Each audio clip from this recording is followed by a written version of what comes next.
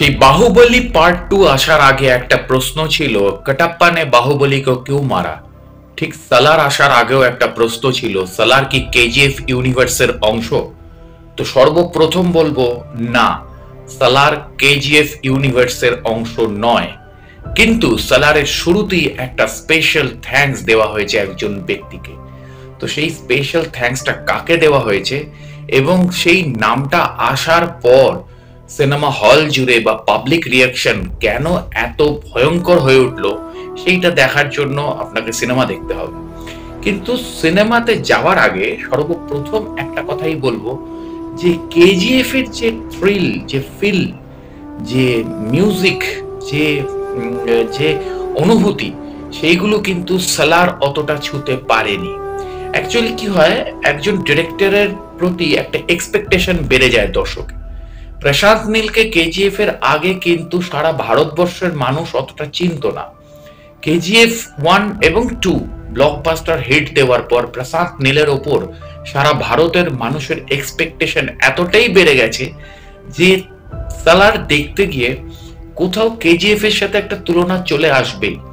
কেজিএফ ইউনিভার্সের অংশ না হয়েও সালারের যে ট্রিটমেন্ট গুলো, সালারের যে কালার গ্রেডিং, সালারের যে যে সমস্ত ট্রিটমেন্ট, মানে ফিল্মের ট্রিটমেন্ট, অ্যাকশন কোরিওগ্রাফি, এই সমস্ত কিছু কিন্তু পুরোপুরি কেজিএফ প্যাটার্ন। তো সেই কারণে মানুষ মানে ধরতেই পারবে যে এটা কেজিএফ এরই একটা অংশ, কিন্তু আলটিমেটলি এটা কেজিএফ এর অংশ নয়।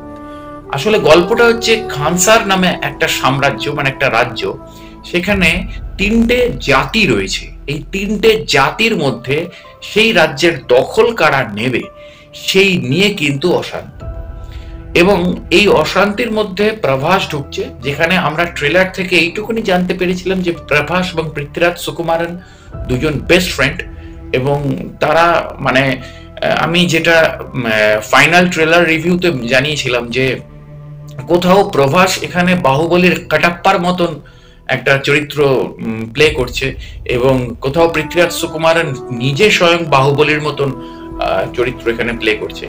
তো এক্স্যাক্টলি সেরকম ভাবেই কাহিনী কিন্তু এগিয়েছে। সিনেমার শেষে গিয়ে পার্ট 2 এর নামও রিভিল করা হয়েছে, কিন্তু সর্বোচ্চ যে ব্যাপারটা, সেই গল্পে প্রত্যেকটা চরিত্রকে খুব ফ্রাস্ট্রেটেড দেখানো হয়েছে, প্রত্যেকে খুব টেম্পারমেন্ট এবং প্রত্যেকে খুব ফ্রাস্ট্রেশনে ভুগছে। মানে যেখানে কেজিএফ এ অন্তত নায়িকাটাকে খুব সফট দেখানো হয়েছিল, নায়িকাকে অ্যারোগেন্ট দেখানো হয়েছিল প্রথম পার্টে, কিন্তু সেকেন্ড পার্টে তাকে খুব সফট দেখানো হয়েছিল। কিন্তু এখানে শ্রুতি হাসানের ক্যারেক্টারটাও প্রচন্ড ফ্রাস্ট্রেটেড এবং প্রচন্ড মানে সে সবসময় টেম্পারমেন্টে রয়েছে। কি, কেন, কিভাবে, কোথা থেকে কি, এইসব কোশ্চেন গুলো করতে করতে গোটা সিনেমা কেটে যাচ্ছে। তো সিনেমার ফার্স্ট হাফে আপনি যে ওই সিনেমার ফার্স্ট হাফ জুড়ে সবাইকে প্রায় ঘেটে দিচ্ছে, মানে দর্শককে ঘেটে দিচ্ছে। সেকেন্ড হাফে সেই ঘাটা, মানে সেই মানে সুতোগুলোকে জুড়ছে আস্তে আস্তে প্রশান্ত। তো এবং এবং যেহেতু প্রথমেই বললাম যে ট্রিটমেন্টটা প্রায় একই, কারণ এডিটার এক, গোটা ইউনিট এক, সিনেমাটোগ্রাফার এক, প্রত্যেকটা মানে স্টান্টম্যান থেকে শুরু করে অ্যাকশন ডিরেক্টর সমস্ত কিছু হয়।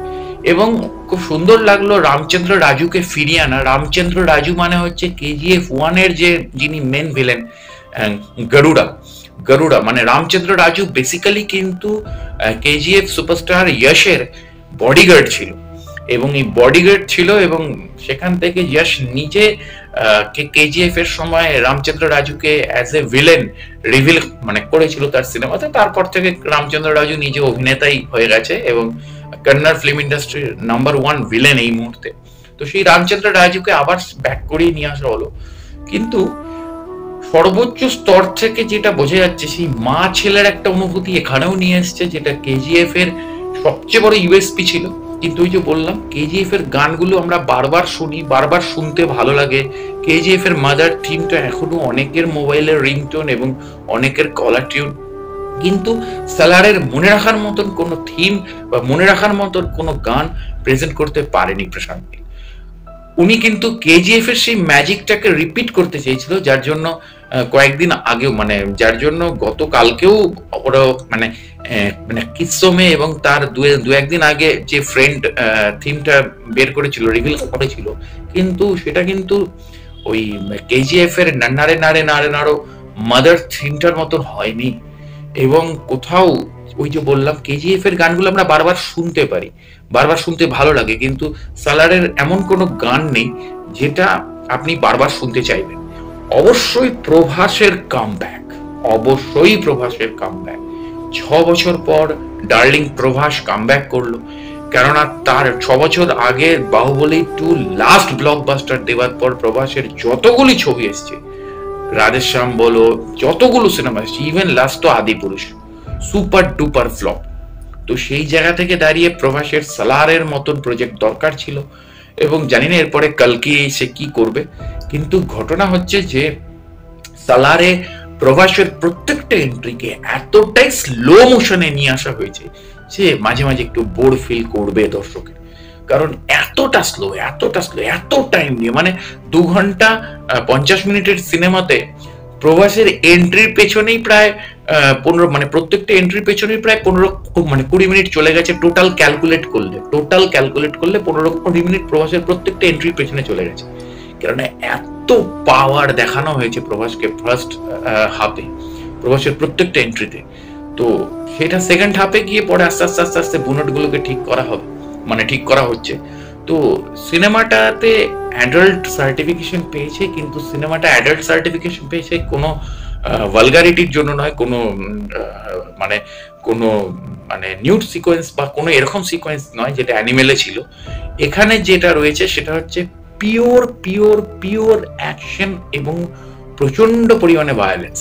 তো সেই জায়গা থেকে দাঁড়িয়ে যদি আপনার ফ্যামিলি ভায়োলেন্স দেখতে প্রস্তুত থাকে তাহলে আপনি ফ্যামিলি নিয়ে যেতেই পারেন, আর না হলে আপনি একাই যেতে পারেন। তো এক্স্যাক্টলি সালার এই মুহূর্তে একটা বিরাট বড় মাস মশালা মুভি হয়েছে। অবশ্যই ডুমকি সালার ফাইট চলছে, ডুমকি যেখানে অন্যরকম ভাবে গল্পকে প্রেজেন্ট করেছে, সেখানে সালার কেজিএফ এর ফর্মুলাতেই গল্পকে প্রেজেন্ট করেছে। এইবারে দুটোর বিজনেসের দিকে আমাদের নজর থাকলো। শেষ মানে এই রানিং উইকেন্ডের শেষে গিয়ে বা নেক্সট উইক অর্থাৎ 25শে ডিসেম্বর থেকে 1 জানুয়ারি যে উইক রয়েছে সেই উইকে কি বিজনেস করছে দুটো ছবি, সেদিকে আমাদের ট্রেড রিভিউ থাকবে। তো অবশ্যই আমার চ্যানেলটি সাবস্ক্রাইব করে বেল আইকনের অল নোটিফিকেশনটি অন করে রাখুন, এবং অবশ্যই আমার পেজটি ফলো করে জুড়ে থাকুন। লাগাতার review video, trade review video নিয়ে আসছি, এছাড়াও এডুকেশনাল ভিডিও রয়েছে, এছাড়াও আমার নিজের কাজ রয়েছে। জুড়ে থাকুন আমার সাথে, দেখা হচ্ছে পরের ভিডিওতে। নমস্কার।